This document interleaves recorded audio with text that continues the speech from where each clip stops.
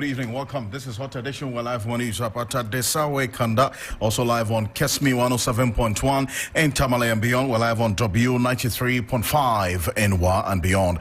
I'm Alfred Ocansey. This evening, the Association of Institutional Suppliers raised red flags over decentralized free senior high school feeding program, urging the Mahama government to hasten slowly in the implementation. We have details for you also. Residents and businesses in parts of the Ashanti and Volta regions cry for help as intermittent power outages hit them hard. We have got some reactions for you here on Hot Edition on 3FM 92.7. Plus, the customs officials impound consignment of opioid drugs at the Tema port with about 20 million cedis worth of these opioids impounded. We have details for you shortly. Stay with us because we're live at the Tema ports to get an update on this rather worrying development. Also, the Inspector General of Police, COP Christian Tete Yohuno, officially assumes new role with the daunting task of maintaining discipline and reforming the police service. We've got some reactions and expectations for you here on Hot Edition. On the back of that, we're also getting some reports that the police have arrested a suspect over the murder of investigative journalist Ahmed Swale. That is coming through right now here on Hot Edition on 3FM 92.7. We're also live on Kesmi 107.1 in Tamale and beyond, and on W 93.5 in Wa and beyond. We're monitoring the happenings in Parliament because Minority Leader Alexander Apenyomakin is proposing that members of Parliament be given hospitals and also a new parliamentary chamber. Well, the Majority Leader, Mama Yaga, has been opposing that particular proposal by the Minority Leader. Stay tuned. We've got details of this, plus the reactions to Ken Oforiate's suit against the Special Prosecutor. All this, plus the latest in business and sports over the next 1 hour, 30 minutes here on Hot Edition on 3FM 92.7. For now, a summary of the news. Grace Amwajiman is here. Grace? Alfred, let's begin from Parliament because the Majority Leader, Mahama Yariga, has opposed a proposed exclusive hospital for MPs, arguing existing facilities like Reg and Kolebu are sufficient. Minority Leader Alexander Apenyomakin supports the idea, which has sparked debate in Parliament. Away from that, the Office of the Special Prosecutor has warned former Finance Minister Ken Oforiate that he will be relisted as wanted if he fails to appear for questioning on June 2, 2025. The OSP had earlier removed his name from its wanted list after he agreed to cooperate with investigations. And the March 17 deadline for returning diplomatic and service passports expires today. A total of 404 diplomatic passports and 387 service passports are expected to be returned. Finally, the KNUST final year student Daniel Tufuo has been remanded for a second time over the alleged murder of his girlfriend Joanna Deladem Yabani. At his March 17 court appearance, prosecutors said the case docket had been sent to the Attorney General for advice. The court adjourned the case to April 1, 2025. That's it for the summaries. Grace, thank you so much. This morning is on 3news.com. Make some time and visit 3news.com. And we're live here on Kesmi 107.1 in Tamale and W93.5 in Wa and beyond. This is Hot Edition. We're also live on Facebook at 3FM 927. Let's start off on our first story right now. The government's decision to decentralize the school feeding program under the free senior high school policy has sparked mixed reactions. While the move aims to address issues of under-invoicing and food shortages, stakeholders are raising concerns about potential corruption, mismanagement, and inadequate funding. Critics argue that the new policy direction mirrors a pre-2017 system plagued with some embezzlement and unpaid supplier debts, calling for a more sustainable approach to funding and implementation. The plan by the Mahama government to decentralize food supplies under the free senior high school policy was a major campaign promise in the lead up to the December 2024 general elections. Unlike previously, where middlemen supplied food rations to the schools, a new government says it will give the headmasters and bursars direct control over school feeding funds to make the purchases from local markets. This decision was informed by the numerous challenges that resulted in food shortages across public senior high schools not too long ago. In a statement, however, the Association of Institutional Suppliers say government must hasten slowly in implementing the decentralized policy. We go on to the telephone, and Kweku Amedume is the spokesperson for the Association of Institutional Suppliers. Kweku Amedume is joining us right now. For those of you who've been listening to us here on Hot FM, on Hot Edition on 3FM 92.7, also on Kesmi 107.1 in Tamale and beyond, we've been following this case quite strongly over the last at least 2 months, and the reaction that we got from the Ministry of Education is that this is as a result of the ministry's own engagement with the heads of the various institutions. Their proposal is that they want to be the ones directly in charge of the funds for the purchase of food items. Well, the institutional suppliers think otherwise, and remember, this is also a manifesto promise by the NDC, and as to how they're going to navigate this particular issue is one that we're keeping an eye on quite closely. And Kweku Amedume is joining us right now. So Amedume, appreciate your time. Thank you very much for joining us here on Hot Edition. First off, I want to find out from you why you believe that this administration's decision to engage the heads of schools directly in terms of giving them the funds to buy the food items by themselves is going to create a problem. Alfred, good evening to you and your listeners out there. Yes, indeed, we kicked against that decision to decentralize the feeding, and we kick against it not for any mischievous reasons, but we have been in this situation before. At those times, parents were paying the fees, were taking care of their own feeding, and were the same people who were undertaking the supply to the various schools.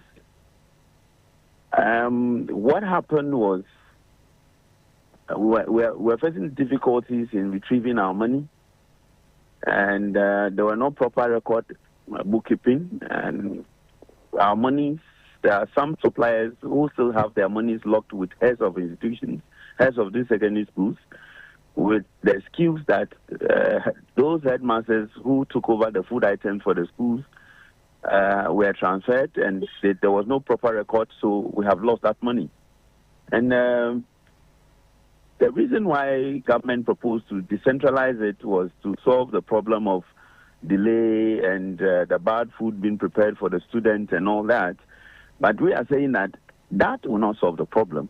It will not solve the problem because the problem associated with delivery of food items to the schools has to do with non-availability of funds. If the government makes funding available, there will not be food shortages in the schools. And the major complaints about the government, for which reason they thought of decentralizing it, was the bad food being cooked for the students. I mean, how does that concern a supplier? If I bring maize or beans to the centers, to the delivery centers, it is not my place to contract a caterer. It is in the place of the headmasters to contract a caterer, and the caterer who prepares the food for the student. And so, in fact, we were able to convince the authorities, and I think this decision has been reversed. I don't know if you are aware that the decision by the president when he was campaigning that he was going to decentralize the feeding, he has reneged on that. He has reversed that promise, and we have made that publicly. And so, I don't think we should be even revisiting it in the first place. Well, we're asking this question, and you heard me earlier indicates that we had been on this particular path, and also raising the concerns that you captured in the press statement that you issued almost 3 weeks ago, which we captured here on Hot Edition. But then again, the finance minister last week in presenting the budget indicated clearly that these funds were going to go to the heads of schools for them to purchase the food items. And that's why we're asking this question as to whether that is still on the table. Yes, we are aware of that earlier communication that directive had been reversed. But hearing the finance minister say that the funds were going to be given to the heads of schools, does this raise any concern? It raised a lot of concern. I don't know how the finance minister got that information, but I can tell you on authority that suppliers have started registering. Registration ended with buffer stock today, and so buffer stock will start issuing contracts from the middle of this week. And so, if the minister says so, I think he has better information than I do. But as far as we are concerned, we suppliers are concerned, we are currently undertaking registration. We are doing registration, and it closes today. And after today, you can contact buffer stock, and they will confirm this to you, that perhaps the government is planning to involve them one way or the other in the supply, but not to give them money. The reason why we're seriously against they having money, and it's not as if the money will not come to us. It's not as if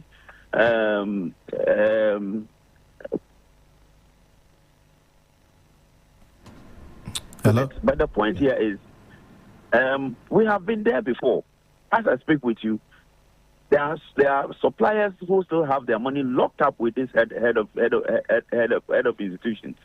And so I think the government was ill-informed in this particular decision, and I think we have made a lot of reasons to make them believe that it is a wrong decision. But if there's another new turn of event that I'm not aware yet, but I can assure you that buffer stock is doing registration of suppliers, and very soon GCS will also be doing registration of suppliers, and will be undertaking the supply of food items to the schools. Hold on a bit for me, Mr. Ahmed, because I have Dr. Peter Partianti on the line. He is the Executive Director of the Institute for Education Studies and also one of the foremost CSOs in the education space in this country. Dr. Anti, appreciate your time on this. And this is an issue that I know that we've engaged on a number of times in the past few weeks gone by. Now, the institutional suppliers are saying that this whole idea that was mooted and in fact announced by this administration that they were going to now make the funds for the purchase of food items directly available to the heads of schools to purchase the food themselves is going to create a problem on the issue of embezzlement and also unpaid supplier debts, corruption. Let's say this was what existed prior to 2017 and this could come up again. Well, earlier we got a communication that this decision had been reviewed and that these institutional suppliers would be engaged. We heard from the finance minister last week when he was reading the budget that the monies will be made available to the heads of the institutions. What should be the way forward in this? All right, Alfred, thank you very much and good afternoon. Good afternoon, evening to your listeners. I don't think this is an issue. We were all in this country when the NDC manifesto was launched, and it is based on the manifesto that the people of Ghana voted for them. And in that manifesto, it was clear that they would want to pursue another model of food distribution, which is the decentralized system, putting us at the helm of affairs in terms of the food purchase and management issues. So if that is what was sold to the people of Ghana, and Ghanaians voted for them, and they are in power. I think the best thing that they can do is to implement their decision as they took ground when they were doing the campaigning. We will have challenges with any model of distribution that we undertake. The centralized system that we practiced for the past 8 years have come with its own challenges, and we have spoke about it a lot of the time. So if people are raising issues about possible challenges with the decentralized system, I think we will have to maybe find ways and means to see how we're able to deal with it. But that does not mean that anybody would want to take the power away from the Ministry of Education as to how they would want to, and by extension the government, as to how they would want to go about with the food distribution. I think it is clear the model that they want to use, and we should just allow them to pursue that model as we sit and review how it will go. I think that should be the approach. I know that in going by that model, other institutions are going to be affected.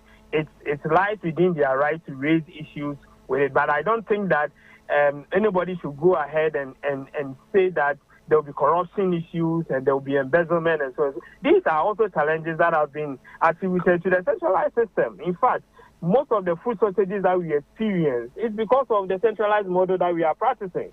So I think all these models have got their challenges, and it's just within the rights of the Minister of Education, the Minister of Education, and the government by extension to pick which model they think would be acceptable to the people more, and that we should give them the support and help them implement it.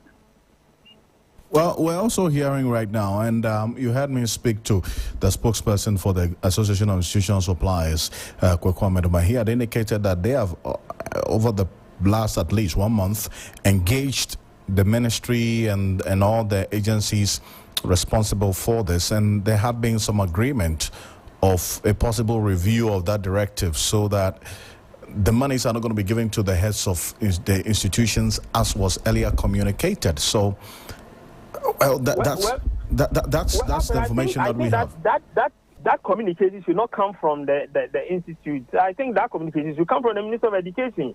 If that is the path they want to pursue, they should make it clear, because the minister is on record to have said that heads are going to take a critical role in the food distribution process. This is on record. This is what was in the NDC manifesto.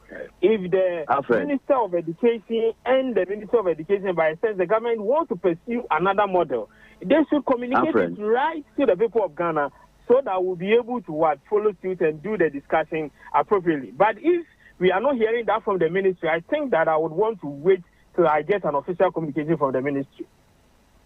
I see. And Mr. Meduma, you wanted to comment at the point, exactly what is your reaction, please? Something clear here. When the government made that promise that they were coming to decentralize it, I don't think they had a lot of information on how this food delivery system goes. And in fact, anybody who says the headmasters are not involved in the food delivery system, perhaps the person doesn't really know how the chain works. And when we say decentralization, what do we mean? Decentralization means allowing all the schools in the regions and the districts to undertake their own supplies. In fact, currently that is what we do. We don't buy the food items and store it in buffer stock warehouses in Accra and redistribute to the schools. That's not what happens. In fact, all the suppliers in Ghana are in the regions. They undertake the supplies in the regions. Those in OT, those in Volta region, those in Ashanti region, they do the supplies in Ashanti region. And so if the government is proposing decentralization, I don't know what that means or what it means to say they are decentralizing it. So I think we have informed them, we have armed them with a lot of information now than before. And for which reason they have allowed us to register. Just hello? They've been given, yes, they've been financed twice to undertake the food supplies. In interim supplies. But if I tell you the challenges that they are confronted with, they are vetting food items already for their own personal use. We have had them on videos. We caught some of them just within a matter of a month that they've been given money to undertake this activity. I'm saying that the food delivery system is already decentralized. It is not centralized. It is not as if we buy the food items and go and keep it or go and store it with buffer stock and the buffer stock redistribute. No. You are given a contract to send the food to delivery centers, and we even pay for the individual schools or headmasters to come and take them to their schools. Let me also make it known to the gentleman that see, when you are given money, when you are given a contract to do supplies, they don't give you money. You source for your own funding, and feeding has taken the lion's share of the free SHS budget. It takes about 40 or 50% of the entire budget of the free SHS policy, and so government doesn't have money to be given 200 million Ghana cedis every month or every 2 weeks to head of institutions to procure. We procure and give government leeway. Sometimes we are given 6 months, sometimes we are given 1 year before our monies are given to us. So you look at the opportunities available in the new contract as against what you're proposing. Would government ask government officials, ask the ministers, if they are able with the 2 months that they are in power, if they are able to withstand the pressure coming from the schools in respect of the food items. As I talk to you, there are no food items they are not able to buy, even with the money they have given them in 2 installments for 2 months, and they are not able to procure. Because of what? Because of the corruption. Because they are asking for 10% as I speak with you. They are buying from us. The money you are giving to them, the headmasters, to procure, they are buying from us. They are buying from us. So they are still buying the food items from you?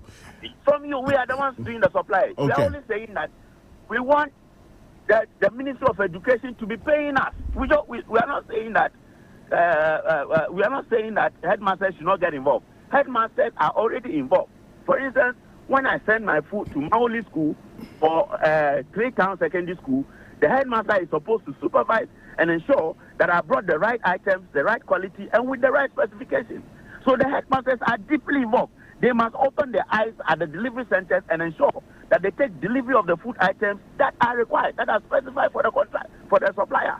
It is not to do with they having money or not having money. It will never solve the problem today. It will never solve the problem tomorrow. Mark it on the wall. Mark it on the wall, Alfred, that if you allow headmasters to continue with the procurement, you grind the free SHS implementation to a halt. I'm telling you with all sincerity. I see. Right. And Dr. Ante, finally, before we go, just a quick one. Yes, I need to say that I have no interest in this. The gentleman speaking has a lot of interest in this. And therefore, I'm not even inclined to listen to what he's saying, because he would say something that would make his institution look good. I have no interest in this. If the Ministry of Education wishes to go against what they promised and do a different thing, all we want is that they should communicate this to the people of Ghana. If this information that he is giving us is put on paper and come to the ministry that this is what they want to do now, we will have a thorough discussion about it. Again, we've not heard her complaining about food shortage. You are in the media, Alfred. Have you heard her complaining like they used to complain previously? So I'm lost as to what the gentleman is talking about. Well, so what he's saying is that they still come back to them to buy the food items. But where is the evidence? Our staff written to us to say that their headmasters are not getting food, and therefore, you see, that's the point I'm making. He's got a lot of interest in this. So we should just, I'm just waiting for this official communication to come from the Ministry of Education that this is the model that they want to go by, and they are discarding the initial model that was in their manifesto. Then we would have a thorough discussion around it. See, well, Tanti, appreciate your time on this. And as we indicated, this is an issue that we're seeing, and we're going to follow every step of the way and how things are playing out right now. It's a developing issue. So stay with us here on Hot Edition on 3FM 92.7, also on Kesmi 107.1 in Tamale and beyond. We're live on W 93.5 in Wa and beyond. Mr. Amedome, appreciate your time. Thank you so much for joining us. Thank you for having me. Yes. Kwame Amedome is a spokesperson for the Association of Institutional Suppliers. Also, you heard Dr. Peter Pate Anti. He is the Executive Director of the Institute for Education Studies, IFS, there, joining us here on Hot Edition on 3FM 92.7. We're live on Kesmi 107.1 in Tamale and beyond, and also on W 93.5 in Y and beyond. An estimated 20 million cedis worth of opioids have been intercepted by authorities at the Tama port. Officials described the seizure as a major breakthrough in the fight against illicit drug trafficking. The operation, led by the Customs Division of Ghana Revenue Authority in collaboration with other stakeholders, uncovered a container packed with powerful opioid medications, including tapentadol in various dosages, also lepromavir, and also we have tramadol, also in various dosages, up from some 1,000 to 3,000 milligrams. Now, authorities revealed that the container was bound for Niger, using Ghana as a major transit point. Minister for Health, Kobna Takando, assured Ghanaians that the government is taking a firm stance against the country being used to facilitate such illegal trade. We'll bring you details of that shortly here on Hot Edition on 3FM 92.7. We're also on Kesme 107.1 in Tamale and beyond. We're live on W 93.5 in Wa and beyond. This is the Health Minister, Kwabena Mintakando, who has been speaking about the happenings at the ports and the concerns raised, especially with how Ghana is continuously being used as these areas of transit points, and that has been a major concern for the ministry. And we will swiftly move to court for order for its proper disposal. We will include all agencies that His Excellency the President is personally interested in this matter. On my way here, he called me twice. It tells you how important and critical this particular issue is. And so we have the full support of His Excellency the President. Number one, per our rules and regulations, per our laws, there are only 2 areas, designated areas, for the imports and export of medication or drugs, if you like. Tema Port and the Kotoka International Airport. Drugs are not imported through our land borders. And therefore, I encourage all the stakeholders, all our security agencies, to confiscate any drugs, even if it's paracetamol, and it's going through our land borders. And the President has also committed that he is going to provide all the logistics it takes for us to effectively fight the influx of opioids in this country. He also disclosed that the issue has attracted the highest level of government attention, with the President himself keenly monitoring developments. Our regulations regarding transit goods, because usually they hide behind transit goods. This is believed to be going to Niger. And last night, I was in talks with the minister responsible for foreign affairs. We are contacting the Niger government to know whether or not they have okayed such a consignment. Even if they have, we will not allow our ports to be a transit point for illegal or unauthorized drugs. And so at this point, we will take safe custody of the consignment we have impounded, and we will swiftly move to court for order for its proper disposal.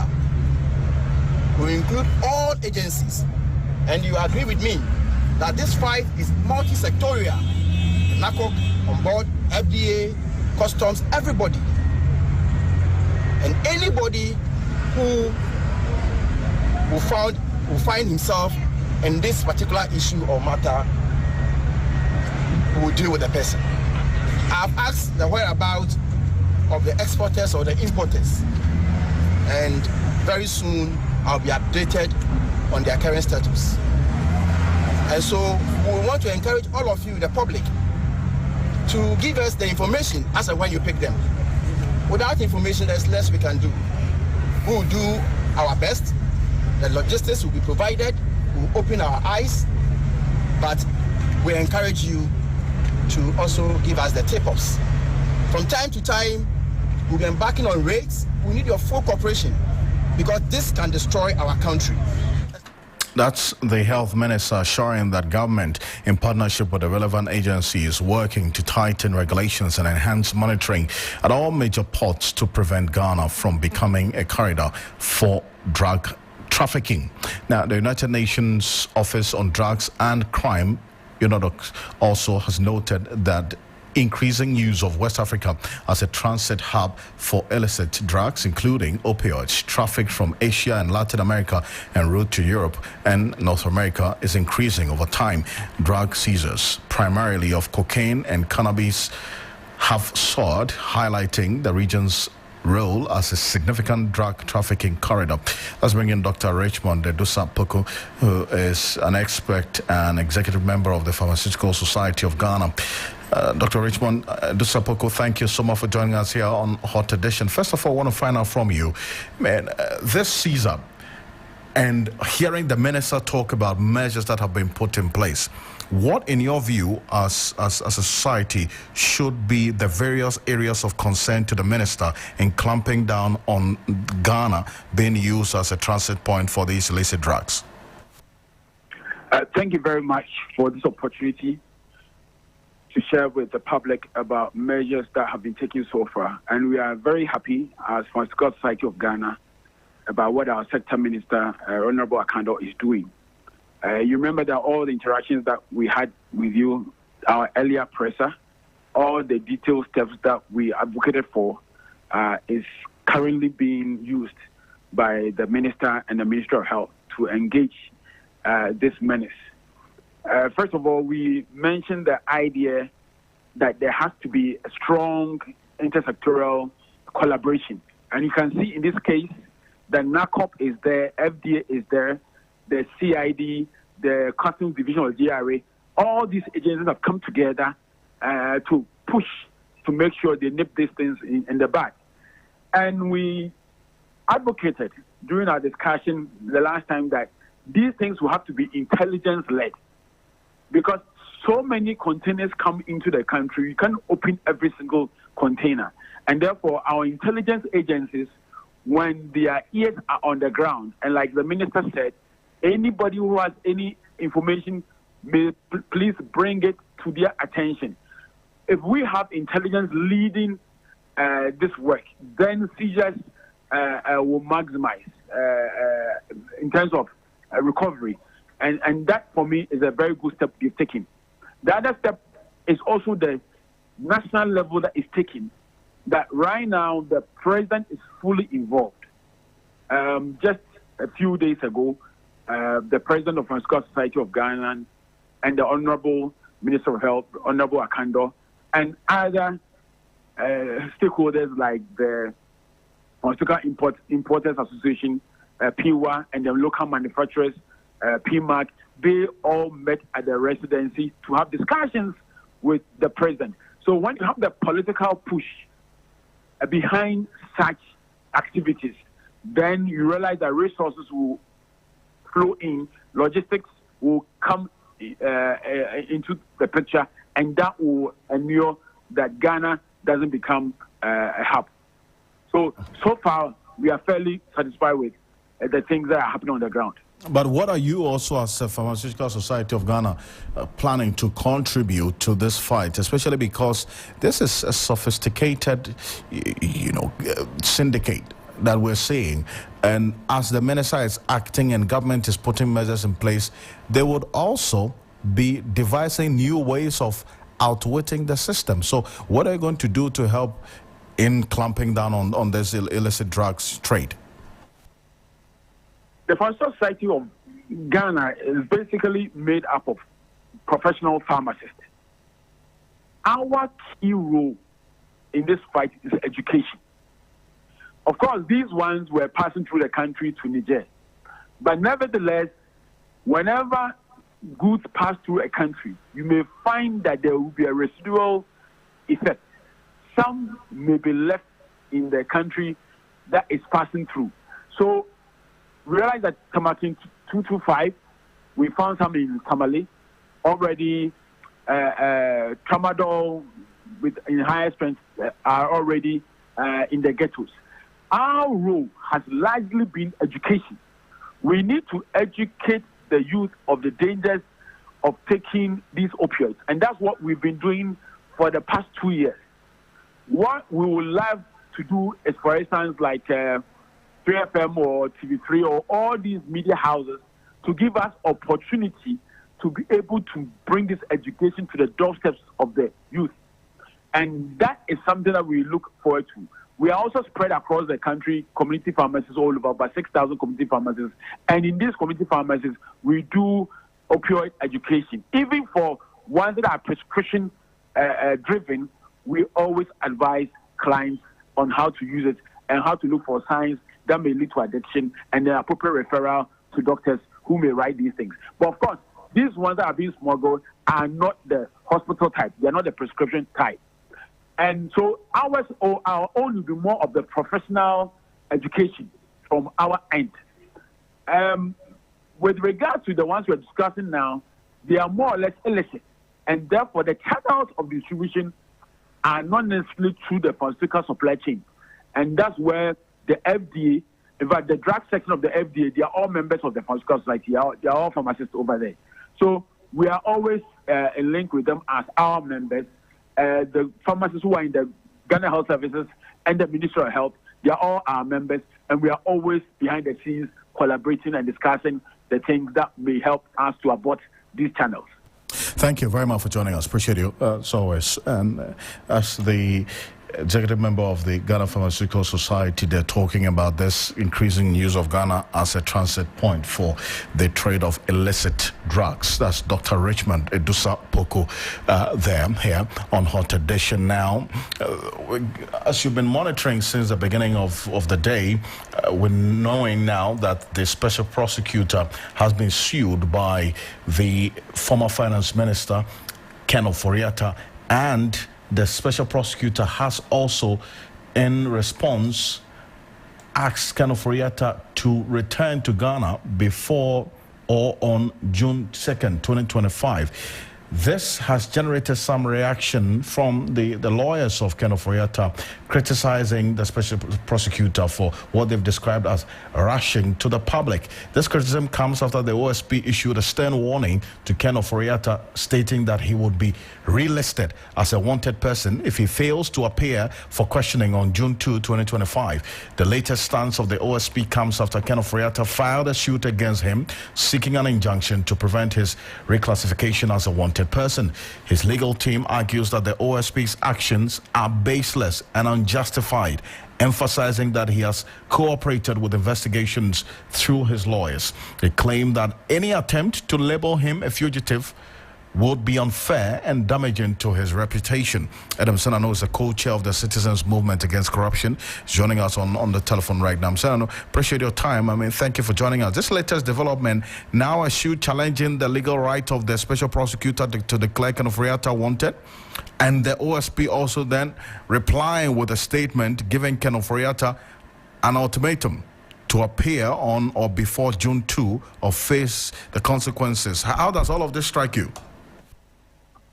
Well, clearly the optics from the end of Mr. Ken Ofori-Atta and his lawyers do not instill confidence in the special prosecutor, for that matter, even in myself, that they are truly committed to making sure that he shows up by June 2nd for the engagement. I mean, to the extent that this is a gentleman who is supposed to be in some form of medical crisis somewhere in the U.S., and therefore is unavailable to be engaged. And so the lawyers had to engage and indicate a suitable time. One wonders how he finds the energy and the time and the strength now to be triggering 2 new cases in court. It doesn't add up. It doesn't add up at all.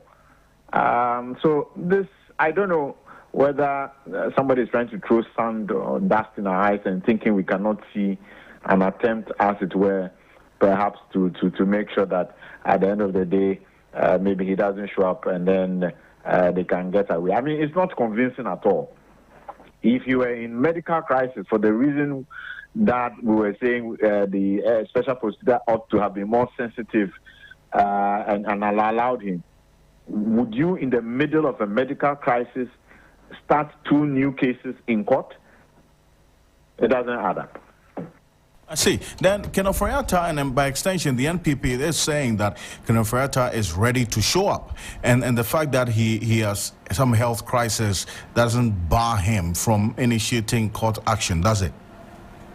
No, it doesn't. But you can't have your cake and eat it.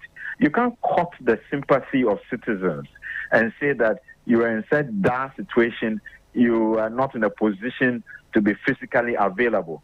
Don't forget that this is somebody who was at the highest level of this country, is a prime suspect in 5 major cases. And the special prosecutor, obviously these are lawyers. Let's not think that one group of lawyers are much more intelligent, much more skilled or competent than the others. This set of lawyers are saying, we need you here to give us evidence. And you know, evidence is the name of the game when you get to court. And so they are saying you are the prime suspect. That cannot be a statement just made, without substantive reason, So the lawyers are saying we need you. They have been willing to give you up to June. We are in March. To the extent that you say you have a medical condition that doesn't allow you to be available, you started out by saying you were, unavailable indefinitely. That's where he started. And that's where the problem started, because the special prosecutor had a difficulty in appreciating how a citizen who is supposed to be accountable, who's been a public officer, says he's indefinitely unavailable to answer questions. And when they are pushed for you to provide evidence, you provide a medical report which is not on the letterhead of the medical entity or something of the sort, which made it even less convincing for them. And then at the third level, you now accuse them of raiding your house when they had nothing to do with the raid on your house. I mean, this just seems to be some kind of rigmarole. Where it started, where it's ending, we have no clarity. At the moment, honestly, I'm not surprised at the special prosecutor's response. I myself, that's my opinion, the optics of this doesn't look good for somebody who is supposed to be in a medical crisis. I don't know whether any of us will be attempting these things under those circumstances. I mean, but Kenneth Ofori-Atta essentially is saying that the issues for which the OSP declared him wanted have been, and in fact have been addressed by his lawyers. So why declare him wanted in that sense of the word? What do you say? Are being or have been addressed? Would he still be wanted if they have been truly addressed? There's a bit of disconnect in that logic. If they have actually been addressed, then there's no case. Obviously, they have not been addressed. And if you go to court, is it the lawyer's responses to what came on that will allow you to prosecute your case? If you want to go and put evidence in court, is it going to be what the lawyer said? Let's not play games with these issues.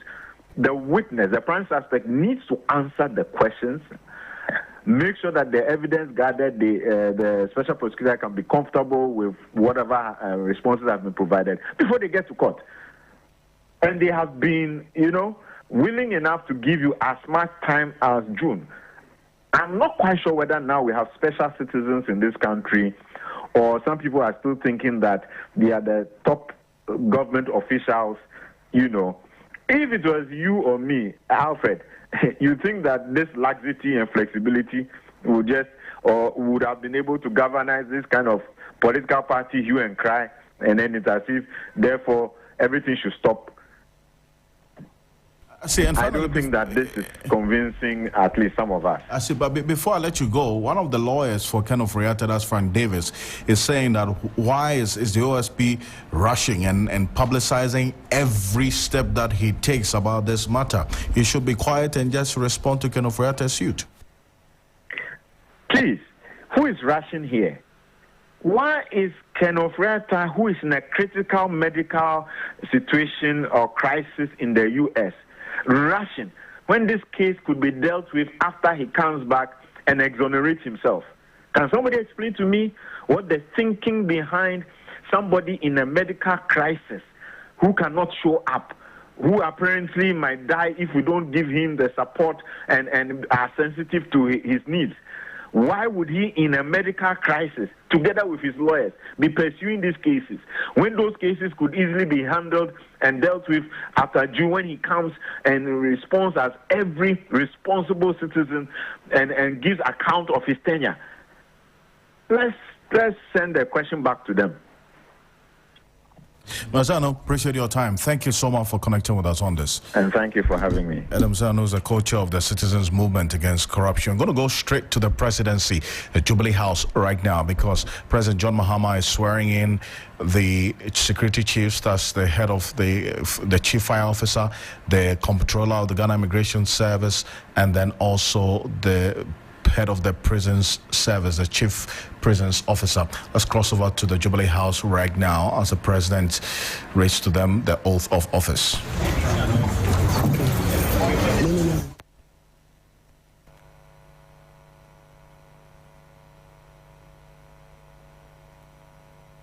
State and the president presenting the instrument of office. the fire service and immigration are a bit different. They are supposed to be appointed in consultation with their governing councils. And so the president can appoint them as acting, and when the governing councils are established, they will approve that appointment. And after that, we can present them with their instruments of office and officially swear them in. So congratulations to all the same. You are acting, and we'll call you both here again and officially swear you in like we've done to the Director General of the Prison Service. So Your Excellency, the Vice President, the Chief of Staff, senior staff of the Presidency, Honorable Ministers of State, members of the Council of State, distinguished members of the security services, senior officers of the Ghana Prison Services, senior officers of the Ghana Immigration Service, and senior officers of the Ghana National Fire Service, friends of the media, ladies and gentlemen. The true strength of any nation is not measured solely by its economy or the efficiency of its institutions, but also by the security and safety of its citizens. A just and orderly society thrives when its security agencies function with excellence, fairness, and a commitment to both enforcement and reform. Indeed, strong economies and functional institutions are themselves dependent on safety and security. Today, we recognize the vital roles of the Ghana Prison Service, the Ghana Immigration Service, and the Ghana National Fire Service. Three institutions that are distinct in their mandates, yet deeply interconnected in their mission to protect lives, to uphold justice, rehabilitation, and maintain public safety and order. It is therefore my honor and solemn duty to swear in the new leadership of the Ghana Prison Service and to officially announce the appointment of the Chief Fire Officer and the Controller General of the Ghana Immigration Service. Their leadership will not only shape the effectiveness of these institutions, but also reinforce our collective vision of a safer, fairer, and more resilient Ghana. Our security agencies are not just enforcers of the law, they are protectors of human dignity, they are facilitators of justice, and guarantors of our national stability. Their work ensures that Ghana remains a nation where people can live without fear, businesses can thrive, and institutions can function effectively. Leadership within our security services is therefore a position of immense responsibility. It requires courage, discipline, respect for human dignity, and a deep commitment to service. Those entrusted with this duty must ensure that our institutions do not only enforce the laws, but also embody fairness, professionalism, and integrity. The officers we've sworn in today and those we have appointed into acting positions are not newcomers to their respective agencies. They are seasoned professionals with years of experience, unwavering dedication, and a thorough understanding of the institutions they have now been appointed to head. Through their years of service, they have demonstrated exceptional commitment, discipline, and the ability to sail through complex security and public safety challenges. Their track records speak for themselves, and I have every confidence that they will bring visionary leadership, innovative thinking, and a renewed sense of purpose to their roles. As you assume these high offices, I trust that you will build on past successes and implement much needed reforms, but also inspire those under your command to uphold the highest standards of professionalism and integrity. In recent years, there's been a concerning rise in fire incidents nationwide. Homes have been reduced to rubble, businesses have been devastated, and essential infrastructure severely damaged. Families have lost their livelihoods, and in some heartbreaking instances, lives have been tragically cut short. These fires not only inflict significant personal and economic suffering, but also place immense pressure on our emergency response systems. Last year alone, 6,436 fire incidents were recorded, underscoring the urgent need for a fire service that is well-equipped, proactive, and responsive. And therefore, the Acting Chief Fire Officer, Daniela Mausinto Sapong, as Chief Fire Officer, your leadership must focus on prevention through public education, emergency response readiness, and strict enforcement of fire safety regulations.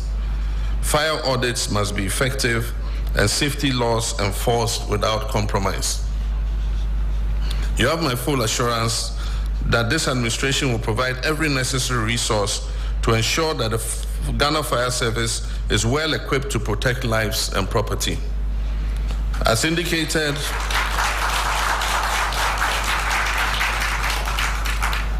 I know the fire service have been crying for that for a long time.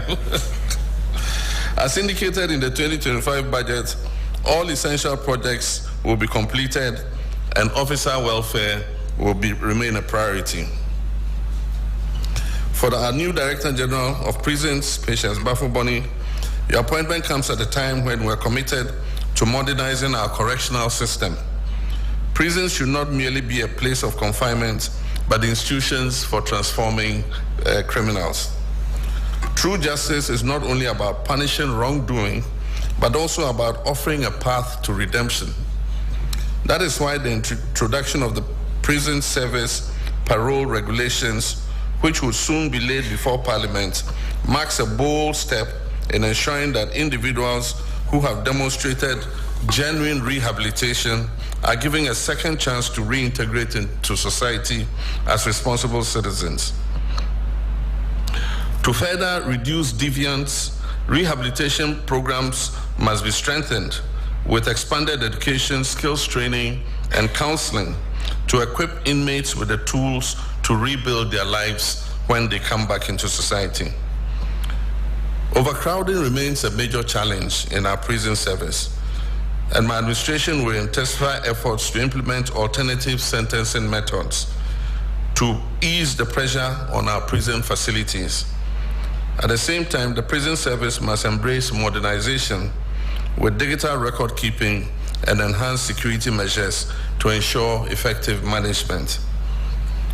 The responsibility falls on you, Mrs. Bafuboni, to lead the charge in transforming our prisons into true centers of reformation, not just centers of incarceration. You have my full support in this mission.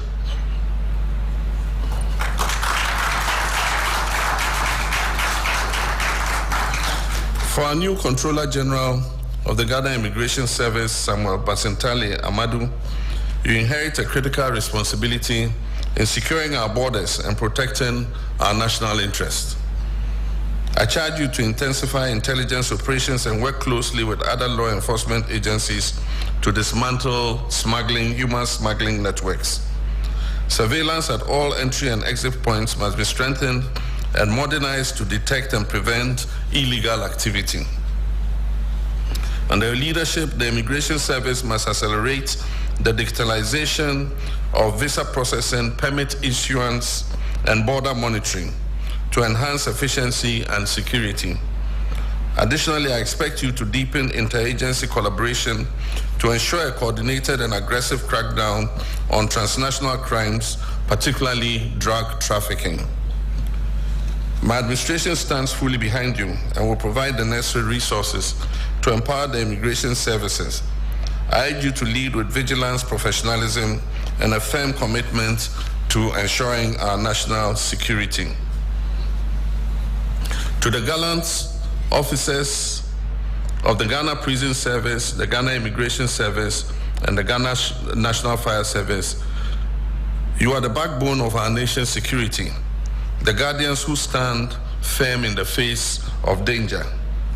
Your dedication keeps our people safe, keeps our borders secure, and our communities protected.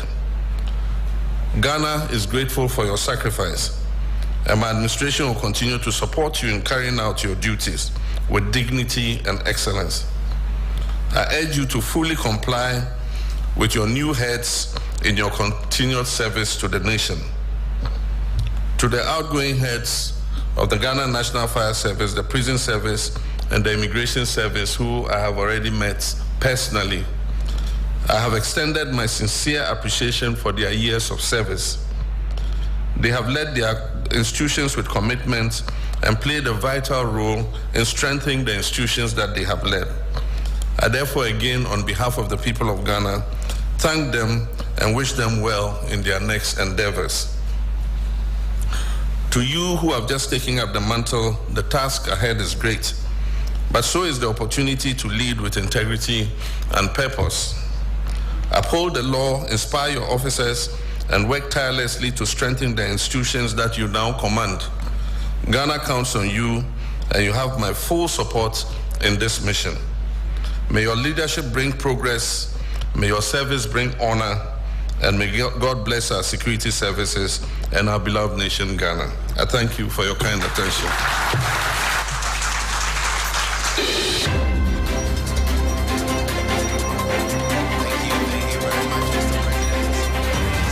Can we give Mr. President another round of applause, please?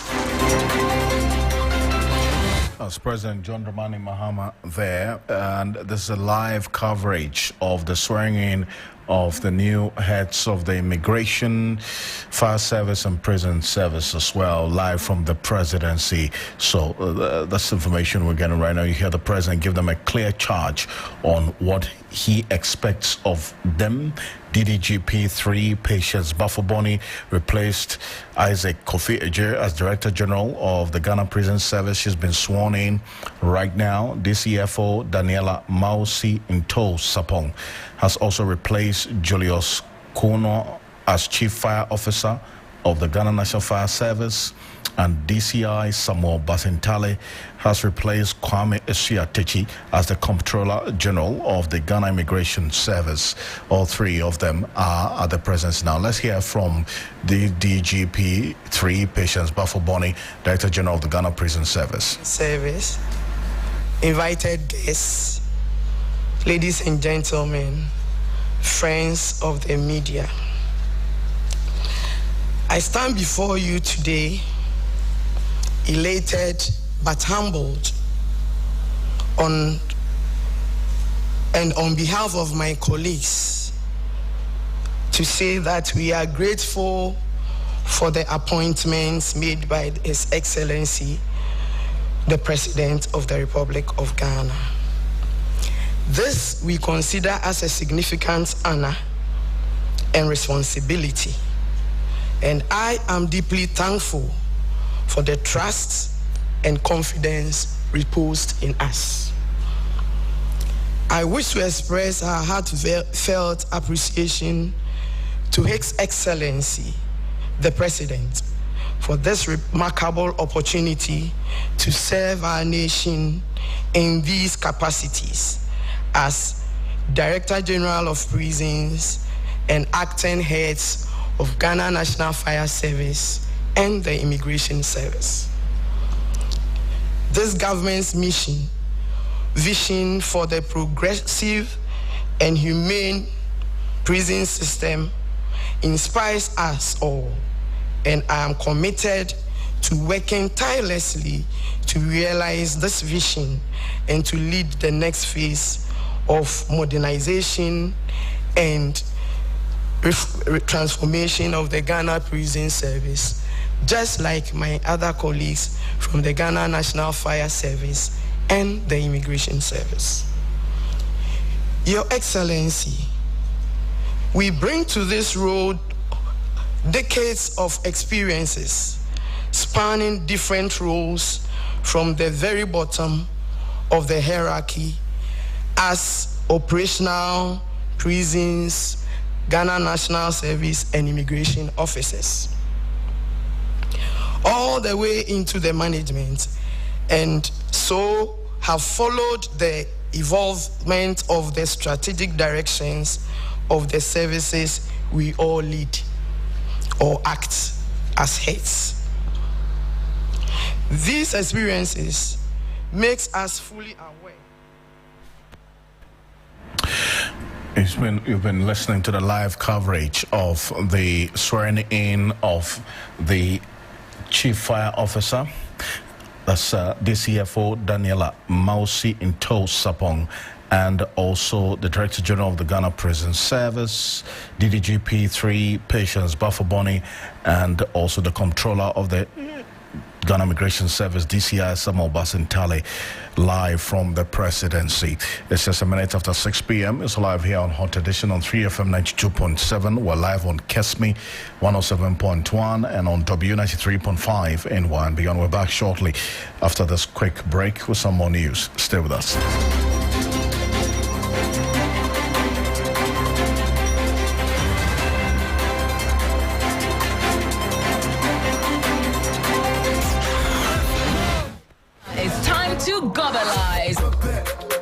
Gobe Nation and Gobe Eaters Association, it's time to assemble. Get ready for Ghana's ultimate beans-based food festival, 3FM Gobe Festival 2025. This year on the 22nd of March at Lagos City Mall, we're on a mission to celebrate all things beans from your favorite vendors. Come and immerse yourself in an electrifying atmosphere filled with great food, refreshing drinks, live band music, fun games, jama sessions, crown our king and queen of Gobe, and find out who wins Gobeathon amongst many activities. 3FM Gobe Festival on the 22nd of March at Legon City Mall from 10 a.m. If you're an interested vendor or sponsor, please call 0531 100 927 or 0532 200 927 right now. Let's get Gobelicious on the 22nd of March and make history at 3FM's Gobe Festival at Legon City Mall. It's absolutely free. 3FM Gobe Festival 2025, celebrating culture, love, and unity through Gobe. Powered by 3FM 92.7, your urban lifestyle radio. Proudly sponsored by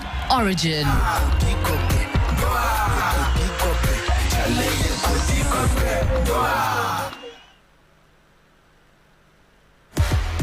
It's the battle of the teams in a 3FM 60-day Fit Start Challenge. Which team will come up tops? Will it be Team Comfort or Team Helen? Will age and tact triumph? Or will youth and energy win? Call or WhatsApp on these numbers: 0532 300 927 or 0532 200 927. Now, to join Team Comfort or Team Helen and enjoy holistic wellness coaching, specialized diet plans, and cooking tutorials, thrilling exercises, challenges, and activities, plus many exciting rewards. 3FM Fit Start is sponsored by Daffy's Health and Beauty, Bill's Microfinance and UGL Premier, and supported by Blue Skies and the Ghana Medical Association. 3FM Fit Start, your health, your journey, your victory.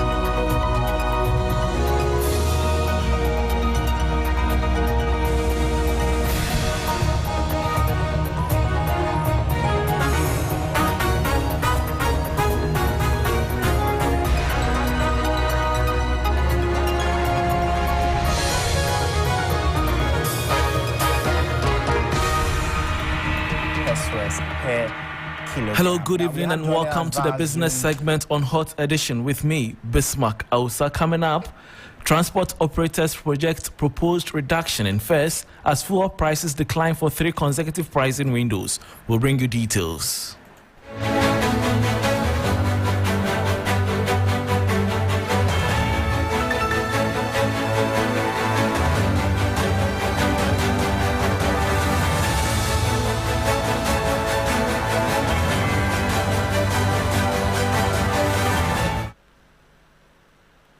Thanks for your company. I am Bismarck Hausa. To our very first story, drivers in Accra say transport fares must remain unchanged despite an expected decline in fuel prices. This follows an announcement by the Chamber of Oil Marketing Companies that fuel prices at the pumps are likely to drop by up to 4.5%, marking the third consecutive decline in recent weeks. However, drivers argue that other operational costs, including vehicle maintenance and spare parts, remain high, making a fare reduction unsustainable.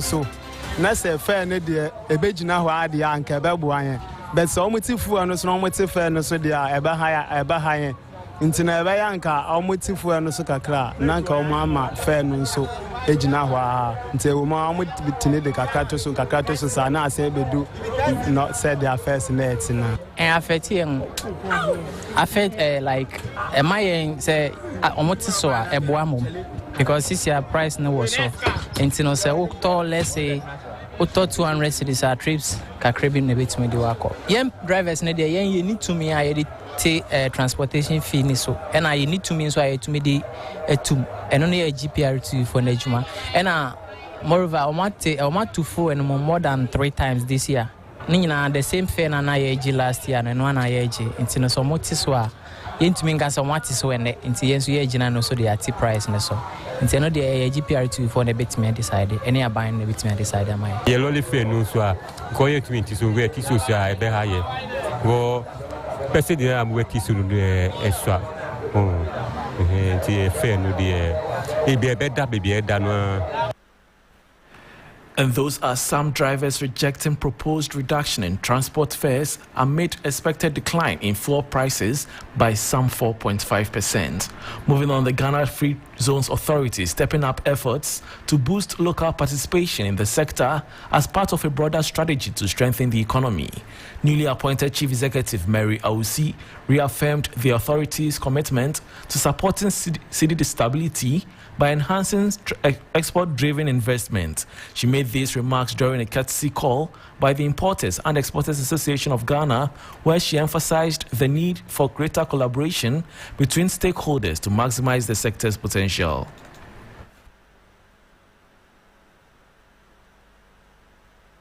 Free Zones, Ghana Free Zones Authority is an export-oriented agency under the Ministry of Trade. Our focus is to and it affects the livelihoods of Ghana. So the key area this government, His Excellency John Dramani Mahamad's led government is interested is number one, creation of jobs for the youth, and number two is to also stabilize the CD dollar issue.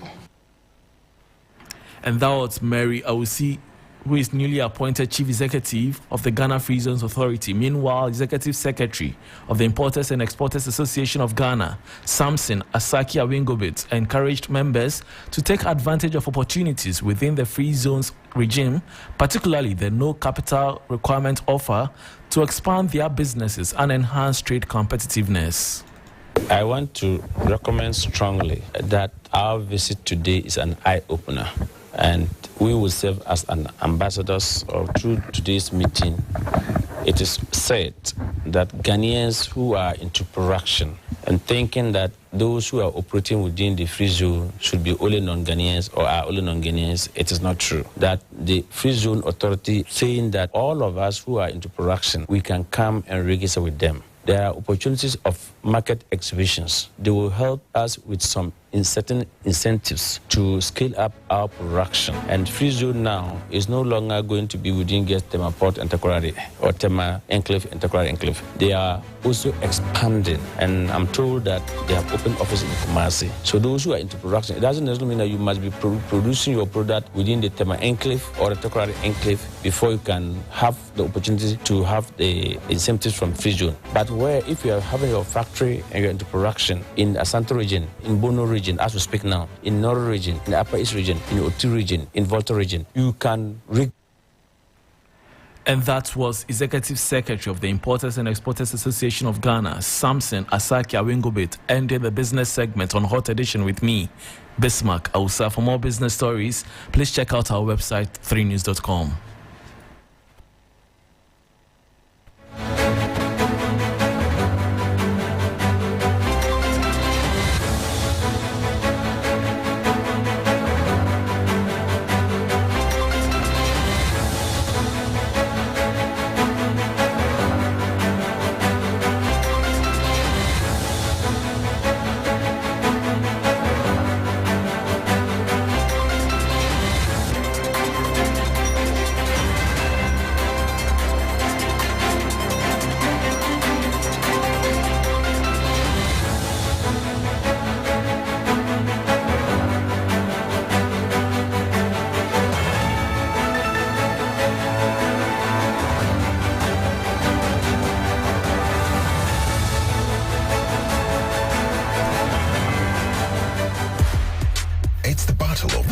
In a 3FM 60-day Fit Start Challenge. Which team will come up tops? Will it be Team Comfort or Team Helen? Will age and tact act triumph? Or will youth and energy win?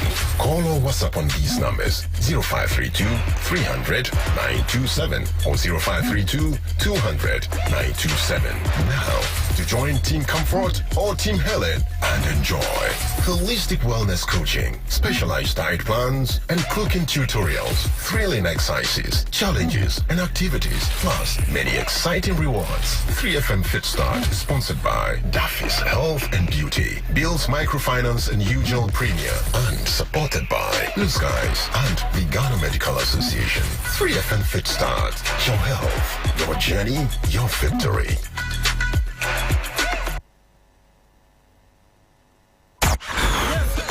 Ghana, it's time to globalize.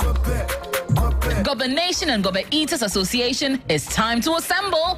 Get ready for Ghana's ultimate beans-based food festival, 3FM Gobe Festival 2025. This year on the 22nd of March at Lagos City Mall, we're on a mission to celebrate all things beans from your favorite vendors. Come and immerse yourself in an electrifying atmosphere filled with great food, refreshing drinks, live band music, fun games, jama sessions, crown our king and queen of Gobe, and find out who wins Gobeathon amongst many activities. 3FM Gobe Festival on the 22nd of March at Lagos City Mall from 10 a.m. If you're an interested vendor or sponsor, please call 0531 100 927 or 0532 200 927 right now. Let's get Gobelicious on the 22nd of March and make history at 3FM's Gobe Festival at Lagos City Mall. It's absolutely free. 3FM Gobe Festival 2025, celebrating culture, love, and unity through Gobe. Powered by 3FM 92.7, your urban lifestyle radio. Proudly sponsored by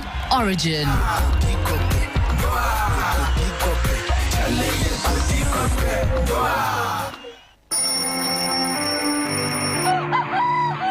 I wake up early every weekday because of you, to keep you on top of your game. Yeah! You are at the center of our universe. That's why we make it a duty to serve you only the freshest, hottest news and entertainment. When you want it, where you want it. Good morning, Ghana, Africa, and the rest of the wonderful world. Welcome to Sunrise on 3FM 92.7. Start your day well informed. Start with us on Sunrise Sunrise on 3FM 92.7. Catch the all-new Sunrise Morning Show on 3FM 92.7 with me, Johnny Hughes, Helen Apiampofo. Weekdays from 5:55 a.m. to 10 a.m. only on 3FM 92.7. 3FM, your urban lifestyle radio. It's the battle of the teams in a 3FM 60-day Fit Start Challenge. Which team will come up tops? Will it be Team Comfort or Team Helen? Will age and tact triumph? Or will youth and energy win? Call or WhatsApp on these numbers: 0532 300 927 or 0532 200 927. Now, to join Team Comfort or Team Helen and enjoy holistic wellness coaching, specialized diet plans, and cooking tutorials, thrilling exercises, challenges, and activities, plus many exciting rewards. 3FM Fit Start is sponsored by Daffy's Health and Beauty, Bill's Microfinance and Ugel Premier, and supported by Blue Skies and the Ghana Medical Association. 3FM Fit Start, your health, your journey, your victory. Welcome back. You're still live here on Hot Edition on 3FM 92.7. We're live on Kesmi 107.1 in Tamale and beyond, and also on W93.5 in Wa and beyond. Before we got into sports, let's get into some more stories this evening here on Hot Edition. We've been following as happenings in the local business operators in Adaklu and the Volta region are appealing to the Electricity Company of Ghana to address the intermittent power outages in the area. The situation has become widespread across the country, and especially the Volta region, affecting business operations according to the residents. Let's get on to the telephone now, and Faisal Abdul Idris is our correspondent in the Volta region. He's going to be joining us in a bit to have a conversation and give us an update on what is happening there. But some of them spoke to him in Adaklu specifically about the power situation there. It's a worrying situation here in Dome. We've been complaining very bitterly about how intermittently the light goes off. It is more or less a low voltage induced light out. Almost each and every evening, we are almost always in darkness. There are times the light comes 2 hours later. Often than not, we sleep in the darkness, and we just don't know what is happening. It's becoming very worrying because our gadgets are at risk. In the evening, we need to put everything out because we don't know when the light will come and go again. And because it's not a scheduled light out, our gadgets are always suffering at the mercy of the low voltage. The on and off disturbs my business, especially the corn mill operation and the pure water business, because we depend solely on the electricity. So when it goes off like that, we don't work at all. And it also destroys our gadgets, especially my fridge. It destroys it when it goes off and comes on like that. So it destroyed one of them. And I spent a lot of money before I was able to repair it. Some of the residents, now Faisal Abdul Idris is our man on the ground. Faisal, how widespread and impacting has this situation been, at least based on the people that you spoke to? Yes, Alfred, the situation is a bit frustrating.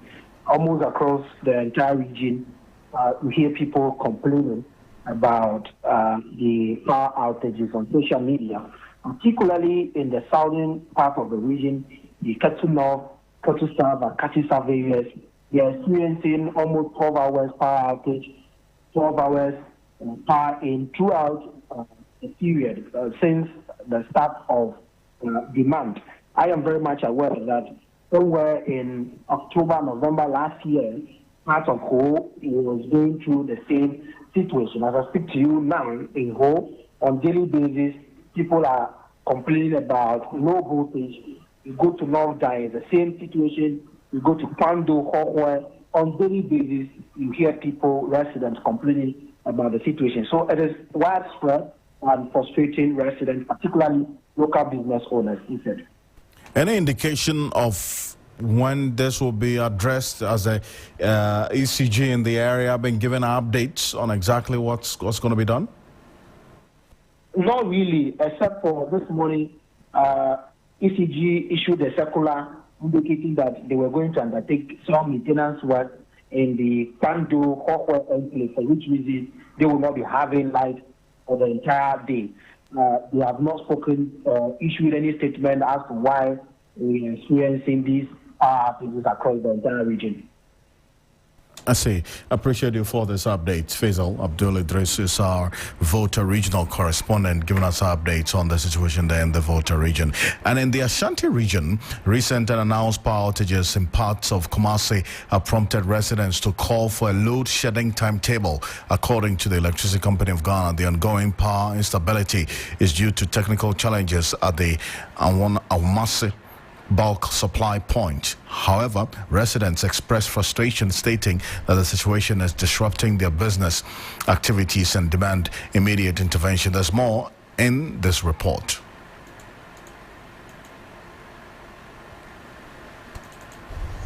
The past few weeks have been particularly challenging for residents unable to access stable power. These fluctuations have caused damage to electrical appliances for many households here in Kumasi. For business owners who depend on electricity, having a timetable would allow for better planning and preparations. Yes, some light no sa asaya. Omumaya hu sa asay. Ye na awotwe mienu, aha fo bede sum na awotwe mienu. Na ye hu, ye nya aduane nsi fridge. Se mo so na mudum na. E ma ye fault bebe se me fridge ba ko asay. Debia kania on and off. The machine na ejuma. Ebu a etimi dum na ja enam se so a eja enam ade no ba no. Automatically etimi say enoma. Of late I say machines there menu ana mensa. The Ashanti Regional Minister Dr. Frank Amwakohene also raised concern about the power fluctuations in the region when the Energy and Green Transition Minister visited Kumasi to access ongoing projects at power stations and discuss significant development in the energy sector. In some instances, it goes off a minute and after 5 minutes or 3 minutes, it comes back on. And that aspect actually damages a lot of the electrical appliances. So if there's a major fault, it's better you put it off for some hours, fix it before you put it back on. And while doing that, you have to let the public be aware. John Jinapo's visit is to reassure residents of Kumasi about the government commitment to resolving the power crisis.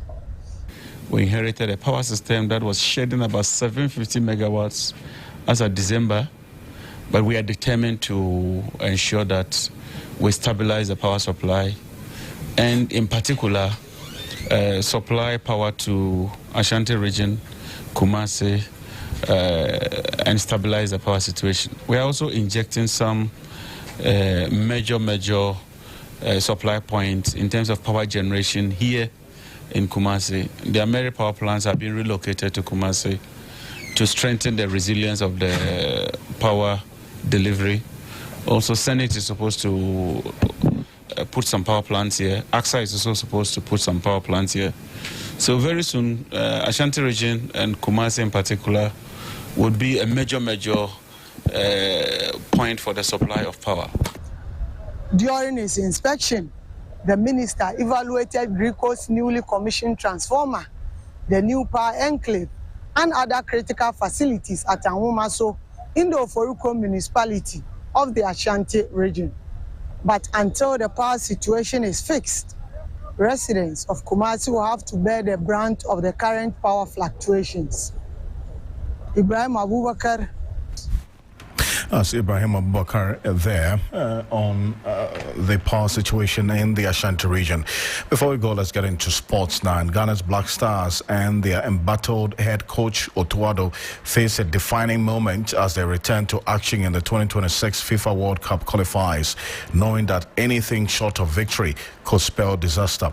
On Friday, the Black Stars host Chad at the Accra Sports Stadium in a must-win clash, knowing that a slip-up could make their hopes of returning to football's grandest stage, the expanded 48-team FIFA World Cup, which offers Africa 9 qualification spots, more challenging.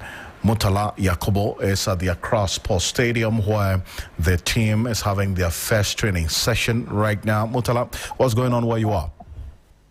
Well, Alfred, yeah, the team had their first training session in 2025 ever since the GFA did the reshuffle to the technical team. And today we had 9 players training. I mean, mainly made up of the locally based players that were called. There's 3 locally based players, that is Kamaruddin Mahmudu, Benjamin Asari of Hartlepool, and Razak Simpson of Nations FC, together with a few of the international players like Antoine Semenyo. The likes of Kudus, the likes of Jordan Ayew, we are being told, will be joining up with the team tomorrow. So today it was a light training section. Not much was done. Just a few cones being arranged and the players went through the paces. The training session is done. The Minister for Youth and Sports just came in to have a word with the team. So currently we've seen the Minister interacting with Otto Addo and Wilfred Shafa, who is the technical advisor of the team. But how do you describe the enthusiasm of especially the local players that you talk about who have been called to the team? Well, they are ever ready, and they view this as an opportunity to sell themselves to not only Ghanaians but to the rest of the world, because the only way that the spotlight could shine on them brighter is when you're donning that Black Stars jersey. Over the last couple of years, we've seen how local players have taken advantage of call-ups into the national team and go on to do bigger things outside of the country. So they are training very intensely, and we will always grab a chance. I spoke to Nations FC's Razak Simpson like 2 weeks ago before the call-up, and he told me that anytime he gets an opportunity to play, he plays with his heart because he knows that could be a breakthrough for him. So for the locally based players, they are always training intensely, and it wasn't different today as well. What's the coming days going to look like in terms of their training schedule? Yes, so tomorrow we are expecting a lot of the boys to join the likes of Jordan Ayew, who were not present. So we are expecting to have at least a full house tomorrow for the training session, because we have barely 3 days to that crunch game against Shad. And I mean, most of the fans who came here to witness the training have one thing in common. They are all saying that we can't afford to fail for the second time, because USA, Canada, Mexico is a must go for Ghana. And it's a must go for you too as well, Murtala, is it not? I mean, if we qualify, you definitely would want to go and cover that. We will be there together. Indeed. I appreciate you for this update. And that's Murtala Yakubu, is a sports journalist with three sports. And there's going to be more of it on 3 Sports across social media platforms.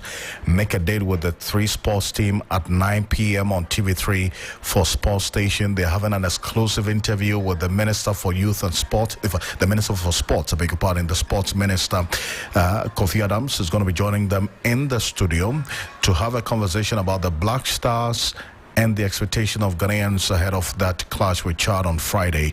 So make a date with them at 9 p.m. And on behalf of the rest of the team here on Hot Edition, thank you for staying with us, and make a date with me as well at 10 p.m. on TV3 for Ghana Tonight. My name is Alfred Ocansey. Have a great evening, and the drive continues with DJ Abiam and the rest of the team. It's the